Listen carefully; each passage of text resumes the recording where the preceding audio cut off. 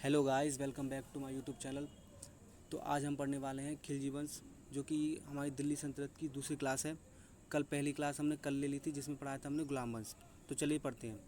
तो मैं बस आपको बता दूं, खिलजी वंश का शासनकाल था 1290 से 1320 तक। तो चलिए पढ़ते हैं। खिलजी वंश की स्थापना 1290 में जलालुद्दीन फिरोज खिलजी ने की थी। ठीक, इसने किले किलो खरी को अपनी राजधानी बनाया। फिरोज खिलजी की हत्या 1296 आएगा ये ईस्वी में उसके भतीजे तथा उसके दामाद अलाउद्दीन खिलजी ने कड़ा मानिकपुर इलाहाबाद में कर दी। मतलब जो इसका दामाद था वो इसका भतीजा था, तो उसी ने जलालुद्दीन फिरोज खिलजी की हत्या कर दी और दिल्ली की गद्दी पर बैठ गया। ठीक है, चलिए आगे बढ़ते हैं। अलाउद्दीन के बचपन का नाम अली तथा गुरशप था। मतलब इसके बचपन के दो नाम थे, अली और गुरशप। ठीक है, आगे चलते हैं। अलाउद्दीन खिलजी ने स्थायी सेना रखी उसने स्थायी सेना रखी और सैनिकों को नगद वेतन देने की व्यवस्था की।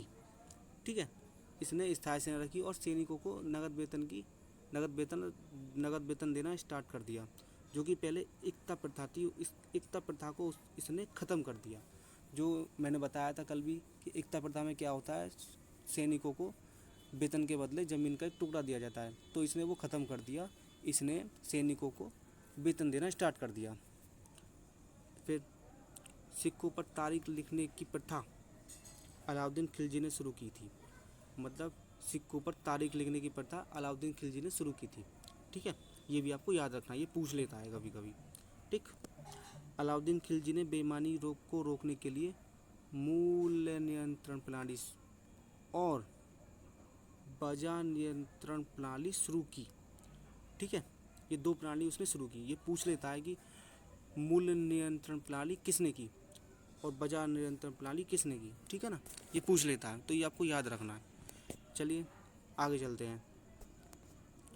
तो अलाउद्दीन खिलजी ने अलाई दरवाज़ा तथा श्री का किला बनवाया। ये पूछ लेता है अलाई दरवाज़ा किसने बनाया। ठीक है ना, ये अलाउद्दीन खिलजी ने बनवाया था। चलिए आगे चलते हैं। अलाउद्दीन खिलजी के सेनापति का नाम मलिक काफूर था। मलिक काफूर को 1000 दिनार भी कहा जाता था। ये भी यहाँ से भी एग्ज़ाम में क्वेश्चन पूछ लिया जाता है कि अलाउद्दीन खिलजी के सेनापति का क्या नाम था। ठीक है ना, तो उसके सेनापति का नाम क्या था, मलिक काफूर। घोड़े को दागने की प्रथा तथा सैनिक का हुलिया लिखने की प्रथा का आरंभ अलाउद्दीन खिलजी ने किया था। मतलब घोड़ों को दागना और सैनिकों का हुलिया मतलब उनकी ड्रेस निश्चित करना भी किसने आरंभ किया था, अलाउद्दीन खिलजी ने। ठीक है ना, ये पूछ लेता है कि सैनिकों का हुलिया लिखने की प्रथा किसने आरंभ की, तो ये किसने आरंभ की, अलाउद्दीन खिलजी ने। ठीक है, अलाउद्दीन खिलजी के शासनकाल में मंगोलों ने 6 बार आक्रमण किया। ठीक, ये भी हमें याद रखना है। अलाउद्दीन खिलजी की मृत्यु 1316 ईस्वी में हो गई। इसके बाद मुबारक खिलजी राजा बना इसके बाद। ठीक, मुबारक खिलजी कभी कभी दरबार में स्त्रियों के वस्त्र पहनकर आता था। तो ये पूछ लेते हैं एग्ज़ाम में कि कौन सा शासक दरबार में स्त्रियों के वस्त्र पहनकर आता था, तो कौन आता था, मुबारक खिलजी। ठीक, मुबारक खिलजी की हत्या उसके वजीर खुसरो शाह ने कर दी। मतलब खुसरो शाह ने 1320 में उसकी हत्या कर दी। ठीक है, उसके वजीर ने।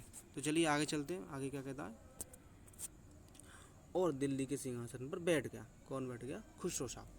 ठीक है, खुसरो शाह की हत्या गाजी मलिक, मतलब उस खुसरो शाह की जो हत्या है उसने कर दी, गाजी मलिक ने उसकी हत्या कर दी, जो कि गियासुद्दीन तुगलक था। ठीक, और दिल्ली की गद्दी पर, मतलब दिल्ली सल्तनत पर फिर उसने तुगलक वंश की नींव डाली। ठीक है, तो आज के लिए सिर्फ इतना ही। कल मिलते हैं तीसरी क्लास में। जब तक के लिए थैंक यू।